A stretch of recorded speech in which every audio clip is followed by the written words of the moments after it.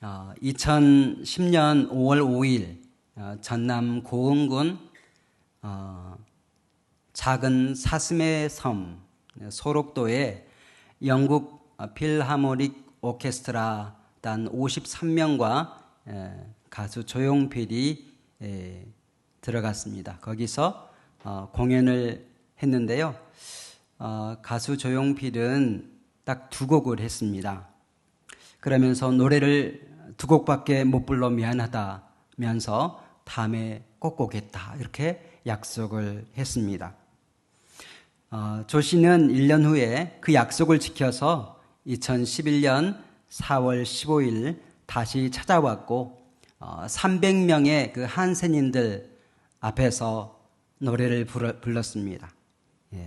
단발머리 또 친구여, 꿈 이런 조용필의 그 유명한 노래들을 부르고 열창을 했습니다. 한센인들은 다시 오겠다고 한 사람들은 많았지만 이렇게 빨리 약속을 지킨 사람은 조용필 씨밖에 없었습니다 라며 감사를 표현했습니다. 약속을 지키는 것 쉬울 수도 있지만 쉽지 않을 수도 있습니다. 오늘 본문의 다윗은 요나단과의 약속 언약을 기억하고 사울의 손자 요나단의 아들 무비보셋을 수소문하여 찾아낸 뒤 그의 신분과 그리고 그의 소유와 그의 처소를 회복시켜 줍니다. 저는 오늘 은총을 베풀기라는 제목으로 여러분과 함께 말씀을 나누도록 하겠습니다. 여러분이 읽으시면서 생각을 했겠지만 여기 많이 나오는 단어 중에 은총이라는 단어가 3번 나옵니다. 이 은총이 히브리어로 헤세디 있는데 헤세드는 은총, 은혜, 인자, 사랑 이런 뜻으로 번역될 수 있습니다. 은총은 은총을 받은 사람만이 베풀어 줄 수 있습니다. 다윗은 은총을 받은 사람입니다. 사울의 아들 요나단과 언약을 맺었습니다. 요나단은 다윗을 자기 생명같이 그렇게 사랑했습니다. 흔히 말하기를 다윗과 요나단이 친구라고 얘기를 하는데 근데 성경을 잘 살펴보면 두 사람 간의 나이 차이가 아마 15살 정도 차이가 날 것입니다. 또 신분이 엄청 차이가 납니다. 요나단은 왕자입니다. 왕자 중에서도 아버지 사울의 대를 이어서 왕이 될 그 왕세자이죠. 반면에 다윗은 베들레헴에서 양을 치던 양치기였습니다. 8번째 아들이에요. 존재감이 없습니다. 막내 아들입니다. 둘이 어울릴 수 없는 사이입니다. 근데 두 사람은 오래된 친구처럼 서로를 아껴줍니다. 요나단의 사랑은 처음에 일방적이었습니다. 요나단이 다윗을 자기 생명같이 사랑했다라고 3번씩이나 성경에 나오고 있는데 반면에 다윗이 요나단을 사랑했다라는 말은 없습니다. 사무엘하 1장 26절에서 다윗은 이 요나단의 죽음을 애통해하며 이렇게 추모합니다. 내 형 요나단이여 내가 그대를 애통함은 그대는 내게 심히 아름다움이라 그대가 나를 사랑함이 기이하여 여인의 사랑보다 더하였도다. 한 남자를 뜨겁게 사랑한 그 여인의 사랑보다 더 진한 사랑이 요나단의 사랑이었다라고 다윗이 인정을 하고 있는 거죠. 요나단은 다윗을 변호해 주다가 아버지에게 욕을 바가지로 먹습니다.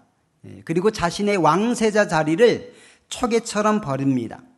자기 목숨처럼 다윗을 사랑합니다.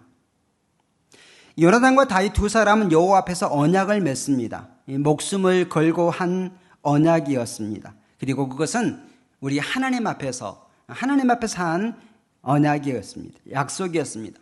생활이 안정되고 왕권이 안정된 후에 다윗은 그 요나단과의 언약을 떠올렸습니다. 그래서 요나단이 후손을 찾습니다. 3번씩이나 그 사람에게 은총을 베풀겠다라고 1절, 3절, 그리고 7절에서 그렇게 얘기를 하고 있습니다. 받은 사랑을 갚는 것입니다. 그는 요나단의 사랑을 받았고 그리고 하나님의 은총을 받았습니다. 양치기를 이스라엘 왕으로 삼아주신 그 하나님의 은총을 기억하고 또한 자신을 자기 목숨보다 더 사랑해 준 요나단과의 언약을 기억한 것입니다. 자, 그래서 사울의 집안에 남은 사람이 있는지를 묻고 그리고 사람을 보내서 수소문합니다. 근데 일반적으로 보면 새 왕조가 들어서면 전 왕조에 씨를 말립니다. 완전히 싹쓸이 다 반란의 기운을 막기 위해서 다 죽입니다. 이스라엘 왕국에서 가장 적게 통치한 사람이 시므리라는 왕인데요. 얼마 정도 통치했을까요? 딱 일주일, 7일 동안 통치했는데 그가 왕위에 있으면서 한 일을 성경은 이렇게 얘기합니다. 열왕기상 16장 11절 12절에 보면 이렇게 얘기합니다. 시므리가 왕이 되어 왕위에 오를 때에 바하사의 온 집안 사람들을 죽이되 남자는 그의 친족이든지 그의 친구든지 한 사람도 남기지 아니하고 바하사의 온 집을 멸하였는데, 그러니까 쿠데타를 일으킬 당시의 왕 엘라와 엘라의 아버지 바하사의 온 집안을 친족들 한 사람 한 사람, 친구 한 사람 한 사람, 한 명도 남김없이 다 멸했다는 것입니다. 이게 일반적인 스토리입니다. 그런데 다윗은 자신을 죽이려 했던 원수 사울의 후손들 중에 혹시 아직도 살아남은 사람이 있는지를 묻습니다. 스케일이 다른 거죠. 수소문에 보니까 사울 집안에 종 한 사람이 있었는데 그 사람의 이름이 시바였습니다. 사울의 종 시바에 대해서 오늘 10절에 이렇게 설명합니다. 시바는 아들이 15명이요 종이 20명이라. 여러분 이걸 들으면서 어떤 생각이 드십니까? 15명, 아들이 15명? 고생길이 훤하네. 그렇죠. 네, 딸이 있어야 되는데. 근데 농경사회에서는 아들이 짱입니다. 왜냐하면 일할 수 있는 노동력이거든요. 아들이 많은 사람이 부자인 거죠. 제가 조선시대의 왕들을 한번 조사해 봤는데요.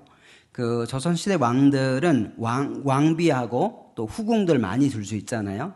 조선시대 왕들 중에 15명 이상의 아들을 둔 왕이 몇 명이나 될까요?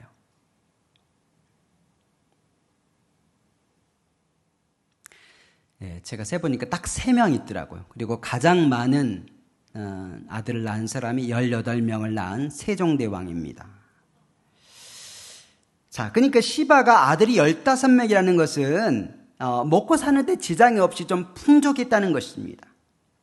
자신이 또 종인데 그 휘하의 종이 무려 20명이나 있습니다.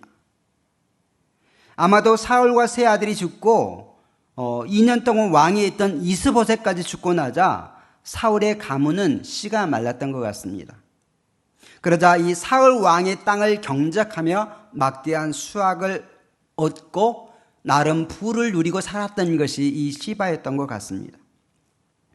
그에게 묻습니다. 3절에 보면 왕이 이르되 사울의 집에 아직도 남은 사람이 없느냐? 내가 그 사람에게 하나님의 은총을 베풀고자 하노라 하니 시바가 왕께 아뢰되 요나단의 아들 하나가 있는데 다리 저는 자네이다. 요나단의 아들 한 명 있는데 다리를 저는 사람이어서 그 사람 무시해도 됩니다. 이 정도 이야기인 거죠. 그런데 왕은 사람을 보내어 그를 데려오도록 합니다.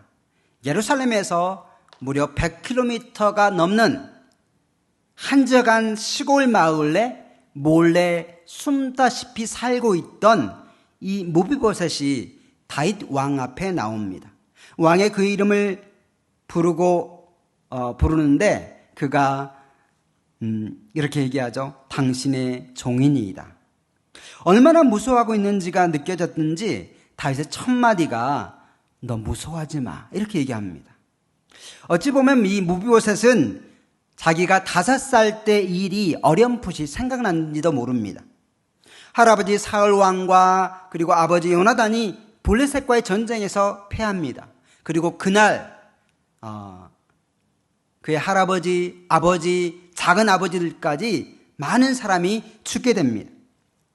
그때 유모가 어린 무비보셋을 안고 급히 도망가다가 떨어뜨립니다. 그 사건 이후로 무비보셋이 2발을 다 절게 됩니다. 근데 이와 좀 유사한 사건이 비슷한 사건 우리 역사에 있었습니다. 할아버지와 제일 맏형이 영모 사건에 휘말려 죽임을 당합니다. 둘째 형과 함께 목숨만은 남아서 이 강화도에서 나무하며 농사지으며 5년 동안을 살아갔는데요. 그 후사가 없이 왕이 죽게 되자 가장 가까운 이 사람을 찾아옵니다. 차기 왕으로 지목을 받고요. 강화도에 영의정과 군사를 비롯한 무수한 행렬이 그를 찾으러 옵니다. 근데 이 원범은 할아버지와 맏형과 마찬가지로 자신을 잡으러 온 줄 알고 산속으로 도망을 칩니다. 그 이원범의 형 이경은 함께 도망가다가 넘어져서 다리가 부러질 정도였습니다. 아무래도 할아버지와 그 형의 영모죄로 인하여 집안이 풍비밭은 났으니 자신이 혹시 또 영모에 연루될까 봐서 또 두려워했고 자기를 또 죽이려고 잡으러 온지 그걸 걱정했는지도 모릅니다. 아마도 이 무비보셋도 그렇게 두려워했을 것입니다. 근데 다윗이 이 무비보셋에게 이렇게 얘기하죠. 우리 7절 말씀을 함께 봉독해 보겠습니다. 7절 시작. 다윗이 그에게 이르되 무서워하지 말라. 내가 반드시 네 아버지 요나단으로 말미암아 내게 은총을 베풀리라. 내가 네 할아버지 사울의 모든 밭을 다 내게 도로 주겠고 또 너는 항상 내 상에서 떡을 먹을지니라 하니. 두려워하고 무서워했는데 뜻밖의 대접을 받습니다. 완전 인생 대박이 난 거죠. 비참하게 살아가던 무비보셋이 옷에 날개를 달았습니다. 우리말에 쥐구멍에도 볕들 날이 있다라는 말이 있는데 바로 그런 셈인 거죠. 올해가 지우해입니다. 지우티. 예. 자, 모든 소유를 회복하고요. 할아버지의 모든 소유의 땅을 다 회복하게 됩니다. 땅 부자가 되고요. 그리고 모든 소산물도 무비보셋의 것이 되고 할아버지에게 있던 모든 종들도 자신의 종이 됩니다. 지방의 한적한 시골 남의 집에 새들어 살던 몰락한 왕가의 중증 장애인 남자 무비보셋. 얼마나 초라합니까? 얼마나 비참합니까? 그나마 다행인 것은 혼자 살지 않고 어린 자녀가 있다는 것입니다. 12절 상반절에 보면 무비보셋에게 어린 아들이 하나 있으니 이름은 미가더라. 아들이 있다는 것은 분이 있다는 거죠. 자, 이제 생각해 봅시다. 무비보셋이 다리를 다친 나이가 몇 살이에요? 5살. 그리고 이제 세월이 흘러서 어린 아들을 하나 둔 성년이 되었습니다. 어림잡아서 그때로부터 약 20년 정도가 흐른 것으로 보입니다. 그 20년을 어떻게 보냈을까요? 그 고난과 역경의 세월을 어떻게 보냈을까요? 참 의미가 깊은 시, 여러분들도 많이 들어보았을 장석주님의 대추 한 알이라는 시가 있습니다. 대추 한 알. 적의 저절로 붉어질 리는 없다. 저 안에 태풍 몇 개, 저 안에 천둥 몇 개, 저 안에 벼락 몇 개. 적의 저 혼자 둥그러질 리는 없다. 저 안에 무설이 내리는 몇 밤, 저 안에 땡볕 두어 달, 저 안에 초승달 몇 날. 이야 생략합니다. 고진감래죠. 고생 끝에 낙이 온다는 것입니다. 대추 한 알도 저절로 붉어지고 둥그러질 리는 없듯이 우리 인생도 막간에 무수한 천둥과 벼락과 태풍이 지나갑니다. 파란만장한 인고의 세월을 보냅니다. 사랑하는 여러분, 이 무비보셋 가문이 회복될 수 있을까요? 장애인이고 가진 물질 없고 아들 하나밖에 없는 이 가문이 다시 일어날 수 있을까요? 여호와께서 에스겔에게 이 뼈들이 능히 살 수 있겠느냐라고 물은 그 대답이 생각납니다. 인간의 방법으로는 도저히 방법이 없습니다.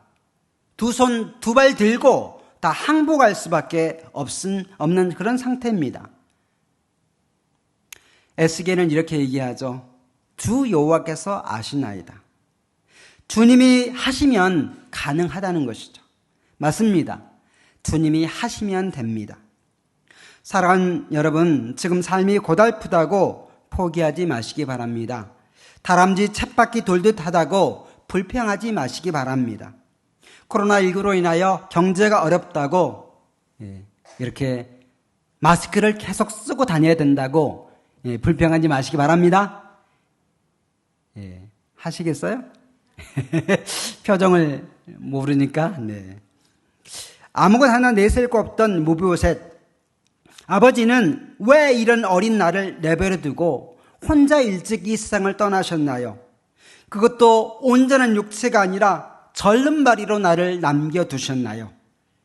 너무 일찍 돌아가셔서 기억도 없는 아버지 요나단, 그의 삶에 1도 도움이 안 되는 아버지를 수도 없이 원망하며 살아왔을 것입니다.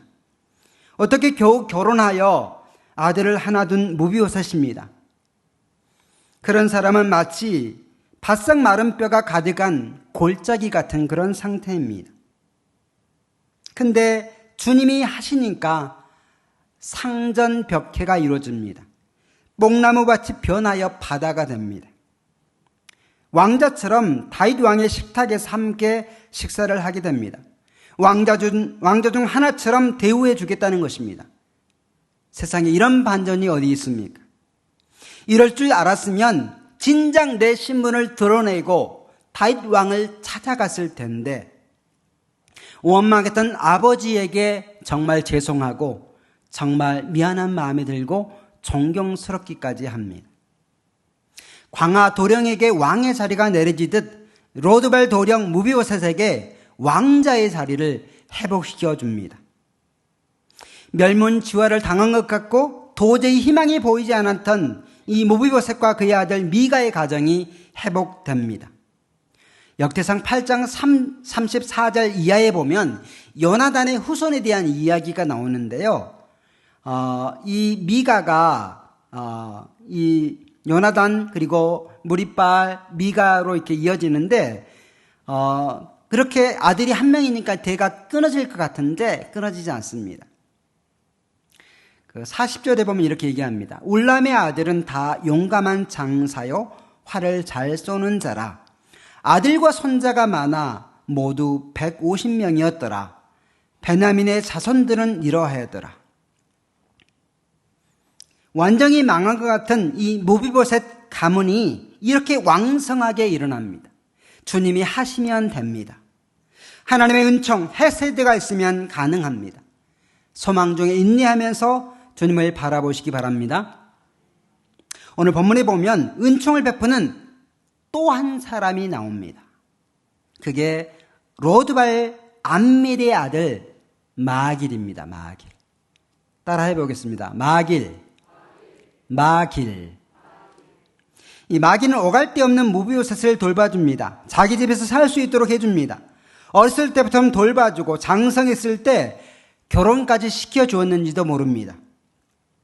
들키면 반역죄로 처벌당할 수도 있는 상황입니다. 이런 상황에서 사울 왕의 후손을 보호하고 자기 집에서 살게 해주는 것, 먹여주는 것 쉽지 않습니다. 온 사람들이 손가락질 할 때 그와 함께 해주는 것 쉽지 않은데 불쌍한 사람을 위해서 적극적으로 선을 행합니다. 마길은 그릇이 굉장히 큰 사람입니다. 몰라가는 왕가의 어린 소년을 거두어 살 수 있도록 그의 선행을 베풀어 줍니다. 근데 이런 사람은 딱 어쩌다 한번 선행을 하는 것이 아닙니다. 나중에 이 압살롬이 반역을 일으켜서 아들 압살롬이 반역을 일으켜가지고 다윗 왕 일행이 예루살렘을 떠나서 급히 피난을 가게 됐을 때에 이 다윗을 도와주러 온 3명의 사람이 있었는데 그 중에 한 명이 많은 먹을 걸 가지고 이 다윗을 도와준 사람이 오늘 본문이 나오는 마길입니다. 배고프고 불쌍한 사람에게 그의 신분 고하를 막론하고 사람과 선행을 베풀어주는 아름다운 사람 마길. 우리가 그 이름을 기억해야 합니다. 다윗과 마길처럼 우리도 은혜를 베푸는 삶, 자비를 베푸는 삶을 살아야 됩니다. 마길은 하나님께서 자기 눈에 보여준 사람을 도왔습니다. 그리고 다윗은 눈에 보이지 않지만 멀리 떨어져 있는 사람을 수소문하고 찾아서 은혜를 베풀고 언약을 지킵니다. 다윗과 요나단 사이에 2사람만 약속을 했기 때문에 아무도 왜 약속을 안 지키냐고 따질 사람이 없는 상태였지만 그는 하나님 앞에서 한 그 맹세였기 때문에 언약이었기 때문에 그 약속을 지키기 위해서 수고를 마다하지 않습니다. 사랑하는 여러분, 혹시 여러분 하나님과의 약속 하신 것 있으신가요? 하나님 앞에 서원한 게 있으신가요? 그 약속 지키시기를 바랍니다. 오늘 본문에서 다윗은 무비보셋이 자기 상, 곧 왕과 한 밥상에서 먹게 된다라고 무려 7절, 10절, 11절, 13절 4구절에서 그렇게 강조를 하고 있습니다. 먹는 것 너무 중요합니다. 같이 먹는 사람이 가장 친한 사람입니다. 여러분과 가장 많이 밥을 먹는 사람은 누구입니까? 그걸 식구라 그러죠. 식구. 예수님께서도 그런 얘기를 했죠. 볼지어다 내가 문 밖에서 서서 두드리노니 누구든지 내 음성을 듣고 문을 열면 내가 그에게로 들어가 그와 더불어 먹고 그는 나와 더불어 먹으리라. 이렇게 얘기를 하고 있습니다.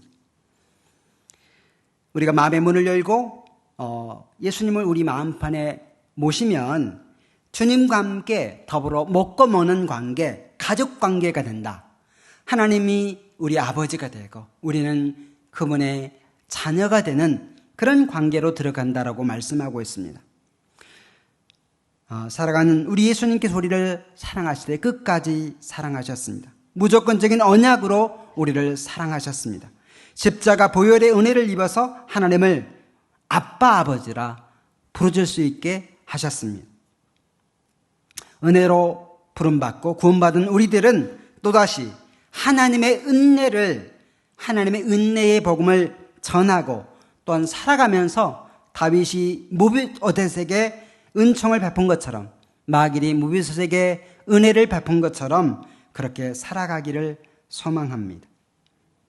아무도 몰랐지만 하나님은 아셨기 때문에 그 약속을 지키고 은총을 베푼 다윗처럼 그렇게 약속을 지키고 은총을 찾고 찾아 베푸시는 그런 삶을 살아가시기를 바랍니다. 사랑하는 성도 여러분, 코로나19로 인해서 아니면 개인적인 말 못할 어려움으로 인해서 황무지 같은 로드발에 사는 무비보셋과 같은 그런 처지이십니까? 그럼에도 불구하고 하나님이 하시면 다 됩니다. 하나님이 은혜를 주시면 순식간에 창대하게 되는 은총이 있는 줄 믿습니다. 물이 변하여 포도주가 되는 축복이 있습니다. 그 하나님의 때까지 인내하고 기다리면서 나름대로 선을 베풀고 살아가시는 하나님의 권속들 되시기를 주님의 이름으로 간절히 축원합니다. 태풍과 천둥과 벼락 땡볕의 어려움을 극복한 붉고 둥그런 가을날의 대추 같은 결실이 있을 것입니다. 아멘. 우리 함께 찬양하겠는데요. 우리 찬양할 가사를 제가 한번 읽어보겠습니다. 이따 나중에 찬양하실 때 가사를 생각하시면서 찬양하시면 좋겠습니다. 은혜 아니면 살아갈 수가 없네. 호흡마저도 다 주의 것이니 세상 평안과 위로 내게 없어도 예수 오직 예수뿐이네. 크신 계획 다 볼 수도 없고 작은 고난에 지쳐도 죽게 묶인 나의 모든 삶 버티고 견디게 하시네. 은혜 아니면 살아갈 수가 없네. 나의 모든 것 다 주께 맡기니 참된 평안과 위로 내게 주신 주 예수 오직 예수뿐이네. 함께 찬양하겠습니다.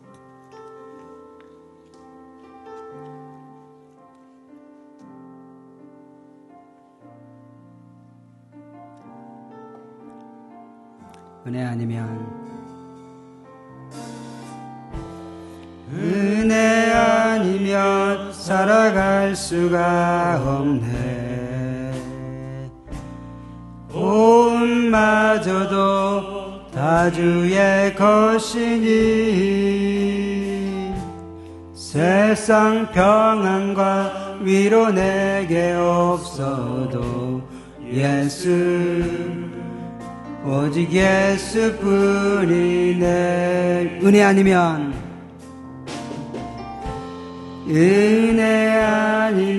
살아갈 수가 없네. 온마저도 다 주의 것이니 세상 평안과 위로 내게 없어도 예수 오직 예수뿐이. 크신 계획 다 볼 수도 없고 크신 계획 다 볼 수도 없고 작은 고난에 지쳐도 주께 묶인 나의 모든 삶 버티고 견디게 하시네. 은혜 아니면 살아갈 수가 없네. 너의 모든 것 다 주께 맡기니 참된 평안과 위로 내게 주신 주 예수 오직 예수뿐이네. 이 시간 우리 말씀을 생각하면서 함께 한 1, 2분만 기도하겠습니다. 우리 한번 주여 한번 외치고 나서 함께 기도합니다. 주여. 아버지 하나님 은혜와 사랑을 감사합니다. 하나님 아버지 오늘 말씀 아래 우리를 비춰봅니다. 하나님 아버지 로드바리에 살고 있는 아버지 절름발이 무비우색 같은 우리 인생을 갈보리 십자가의 보혈로 아버지 하나님 깨끗게 하시고 하나님의 아버지를 볼 수 있는 은혜를 주심을 감사합니다. 하나님 아버지 은혜를 받은 자가 하나님 아버지 아직도 아버지 어둠 가운데 있고 예수님이 없는 상태에 있는 사람에게 하나님의 은혜를 베풀고 복음을 전하는 사람에게 하여 주시옵소서. 아버지 하나님 아버지 마길처럼 다윗처럼 그렇게 은총을 베푸는 삶을 살아갈 수 있는 은혜를 베풀어 주시기 원합니다. 하나님 아버지 이 나라가 아버지 하나님 이 나라의 진정한 평화가 있게 해 주시고 하나님 아버지 코로나19에서 어려운 상황이 있는데 아버지 이 땅에 참 진정한 치유와 회복이 있는 귀한 시간 될 수 있도록 아버지 도와주시며 하나님 아버지 이 여의도 침례교회도 우리 교회도 하나님 은혜 가운데서 날마다 주님의 악마음을 살아가게 하시고 단일문 중심으로 한마음 뜻대로 살아갈 수 있는 우리가 될 수 있도록 아버지 함께 해주시고 도와주시옵기를 간절히 기도하고 합니다. 아버지께서 함께 해주시고 은혜를 베풀어 주시옵소서. 모든 것 주님께 감사하며 아버지 이견제 예수님 주께서 함께하여 주시고 도와주시옵소서. 감사합니다. 주께서 도와주시옵소서.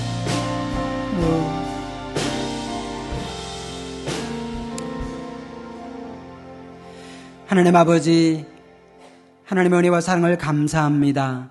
하나님 로드발에 살고 있던 모비보셋처럼 아무 소망이 없는 우리를 갈보리 십자가의 보혈로 은혜를 베풀어 주시고 은총을 베풀어 주셔서 하나님 나라의 왕자로 공주로 삼아주시고 하나님 아버지를 볼 수 있는 은혜를 주심을 감사합니다. 그 은혜에 감격하여 다윗처럼 마길처럼 우리도 많은 사람에게 은혜를 베풀고 은혜의 복음을 전하며 선을 행하는 하나님 사람 되게 하여 주시옵소서. 코로나19로 인하여 참으로 세상이 참 어렵고 힘듭니다. 하나님 이 모든 것이 빨리 종식되게 하셔 주시고 하나님 아버지 백신과 치료제가 빨리 개발되게 하여 주셔서 마음껏 호흡하며 마음껏 이 예배당에 가득 차서 하나님께 예배드릴 날이 속히 올 수 있도록 은혜를 베풀어 주시옵소서. 교회를 위해서 불철주야 기도하며 섬기신 담임 목사님 영육간의 강건함 주셔서 하나님의 교회를 아름답게 이끌어갈 수 있도록 은혜를 베풀어 주시옵소서. 지금은 우리 주 예수 그리스도의 은총과 하나님 아버지의 크신 사랑하심과 성령님의 감동 감화 위로하심이 오늘 다윗처럼 마길처럼 하나님의 은혜를 받고 또 그 은혜를 나누고 베풀기를 소망하고 또한 이 험한 세상 속에서 주님 바라보며 하나님의 때까지 버텨서 무비보셋처럼 온전히 회복되기를 소망하는 사랑하는 성도들과 그 권속들과 우리 교회에 지금부터 영까지 함께 하셨기를 간절히 축원하옵나이다. 아멘.